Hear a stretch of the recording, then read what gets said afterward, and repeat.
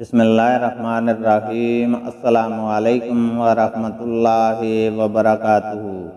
حدیث نبوی صلی اللہ علیہ وسلم ہے، عبداللہ بن عباس رضی اللہ تعالیٰ عنہما نے اپنے مؤذن سے ایک دفعہ بارش کے دن کہا کہ اشہد ان محمد رسول اللہ کے بعد حی علی الصلاۃ، نماز کی طرف آؤ نہ کہنا بلکہ یہ کہنا الصلاۃ فی بیوتکم، اپنے گھروں میں نماز پڑھ لو۔